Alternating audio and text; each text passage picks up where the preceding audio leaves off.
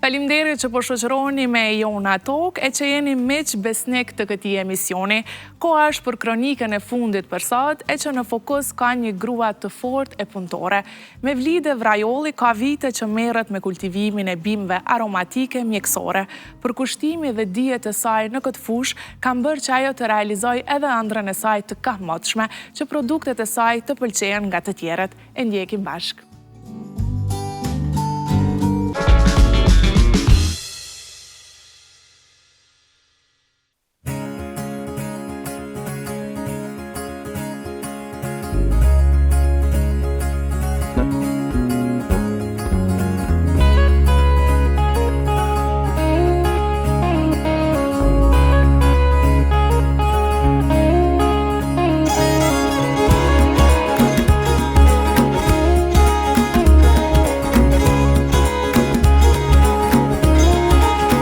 Përshëndetje. Përshëndetje nderuar. Si zonja Mevlide, faleminderit shumë që ke pranuar ftesën me qenë në emisionin tim.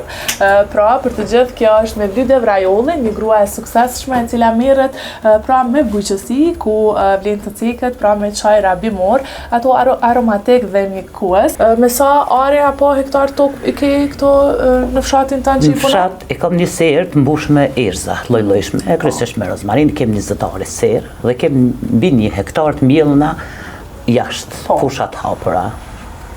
Edhe tregon pak a shumë se qysh kanë puna edhe qysh domethënë nështë kanë qenë këto vitet që ti ke fillu prej zeros, gjithçka dhe nështë me gjitha ato njohuri që i ke marrë si për erza, si për çajra edhe gjitha këto që i punon. Më thënë drejt, kam fillu me një sallat timt me ba, që është një sallat e veçantë rrugolla që është, edhe disa llojet erzave. Kam fillu veç me një lehtë të vogël edhe kam testu. Po me kalim të kohës, kam bo një serë pak të vogël një herë, vitin tjetër kam bo një pak më të madhe. Mandej është dashur me hik ato dy sera e me bo një 20 are, se ja ka vlet, e kam pas se kam kërkesa shumë, edhe e kam bo. Është vështirë me i përballu, unë si grua, si mbajtës si familjes, më është dashur me punu pa ndalë, me ndihmën e shumë njerëzve që i kam, edhe më kanë përkra emocionalisht dhe më kanë përkra financiarisht. Sa lloje të çajrave kultivon edhe i përpunon edhe gjitha këto? Me sa ke fillu s'pare? Kam fillu me pak. Kam fillu me një 4-5 lloje. Cilin lloj të çajit ke fillu s'pare që e mban mend? Me rozmarin. Me rozmarin. Me rozmarin që edhe sot e kam 1 hektar, më shumë kam 2 milion rozmarin. Po sa e ke pa nështë edhe të përshtatshme tokën s'pare, nështë analizat e tokës që është dashur me i bo, që me kënd përshtatshme për këto lloje që ti i ke? Për këto lloje tokën e kemi shumë të përshtatshme, sepse ka qenë tokë djerë, edhe zakonisht bima mjekësore e dënë tokën e pa punuar, që ka qenë shumë vite, sepse është e pastër, ajo nuk ka pas mundësi me u spërkat me asnjë lloj pesticidi. Plus asajna është toka që është larg aty në tokave që mbjellen, se është aty pjesa e pa banuar edhe nuk e kanë mbjell tokën, ne kanë patë arsyeshme me shku s'pari me pastru, s'ka qenë mbushur me plot drujtira aty me thera, me sane. E kemi pastru, kena ba tokë të punueshme edhe i kemi nisë me kultivim nga pak. Sa është paragjykuese me punu në bujqësi një grua? Nuk mund me thonë se është punë e lehtë. Çdo punë nuk është e lehtë për me ardhur deri me pas një sukses. Duhet përkushtim, duhet korrektësi, duhet punë normal. E atë pjesën e paragjykimeve në kur nuk e kam pas shëqër Zotit, nuk e kam pas problem. Unë nuk jam paragjyku.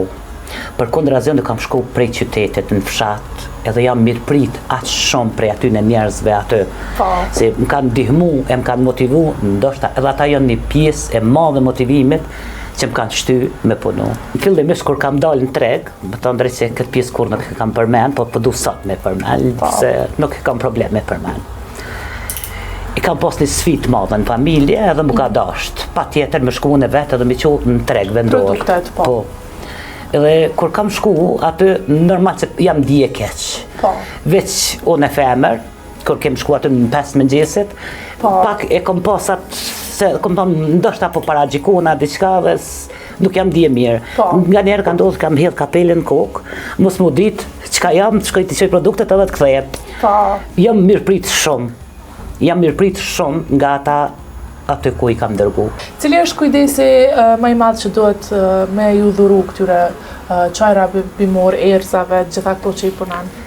Qysh është një punë e jotja, një ditë e jotja, nështë tash këtë sezonin e dimrit normal bujësiave se është pothuajse e vdekur, po sa i përket nështë edhe atyre përgatitjeve sezonale që duhet me... Fatmirësisht koha po na merre mirë, janë disa bimë që edhe tani kemi mundësi me i nxjerr, i kemi tharset të shtëpia, që i thojmë me tharset, e tash është koha, nuk është që mundesh me i tha në sera për shembull, që nuk don shumë për kushtim.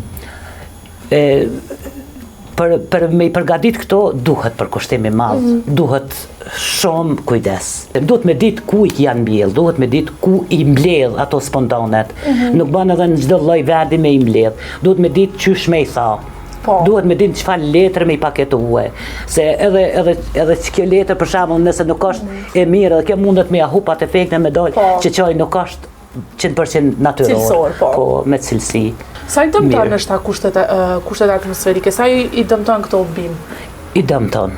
Nështë teke, besaj këtë vetë nuk është që kemi pas shumë... Disa prej tyne po, ne kemi pas probleme, shumë me vërshime sidomos, nëse ndodhë një herë me ra një vërshim ma atë bimë ti nuk i jep se me marë dhe ma shkon. Edhe fatësia e madhe? Edhe fatësia e madhe, mirë po problemet mas shumë të kemi pas me vërshimet.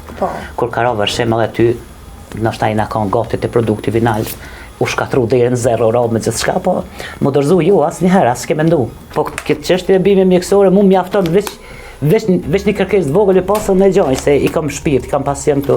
Sa janë të mira nështë këto çajra bimor, edhe domethënë edhe mjekus, për me ju nështë me ju shmang pak a shumë edhe atyre ilaçeve që i marrim në banatora. Kemi pas rast, edhe ka thonë jam bo alergji për antibiotike. Se të ma gjoj një qaj, për shembull për helikobakter ka pas. Se kemi edhe qajnat për zim atje, që janë për helikobakter. Edhe sa e vlinë është ta me konsumu këto? Për sheqer, edhe për cista, për shumë lloje. Unë besoj shumë duke pa atë rezultatin që po jepen, kam një bindje shumë atë ma mirë është të mjekohemi me sene natyrore, se sa të mjekohemi vetëm me barna. Të provojme edhe i herë të mjekohemi natyrshëm, se kështu jemi rrit, edhe kështu kemi jetu edhe ma heret, me thonë pëse mos të kthejmë atë tradicionalen shkort. Sa është lodhje me punu këtë punë? Normal, se jemi njerës.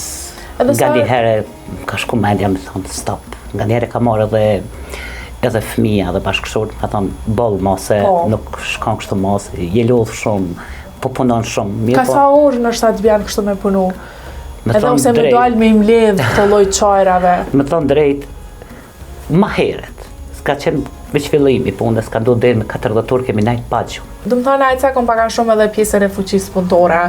Sa nështë ju prek juve në ato sezona që juve ju dëhër nështë punëtorët, tash në kohët e fundit që nuk është që po e punoj nështë qoftë të bujësia apo të vlektoria. Edhe rinia që nështë e shojnë është ose si para gjykuse, ose si shumë e mundimshme me punu bujësin, të i ditë sfida që i ka bujësia, po dhe të mira që të njëjtën kohë që suksesi këto, po fletë. Unë me të drejten nuk e di atë pjesën tash se rinia jonë ka marrë shumë për me dalë jashtë. Unë besoj shumë se edhe këtu ka punë. Edhe këtu mundën me punu, edhe këtu mundën me gjeneru të ardhur, ashtu sa të dojnë. Mirë po, ma shumë e pëlqenë me shku jashtë dhe me punu, kështu që normal që është për neve është një farë krizë, se kur na duan atëherë nuk i ketë.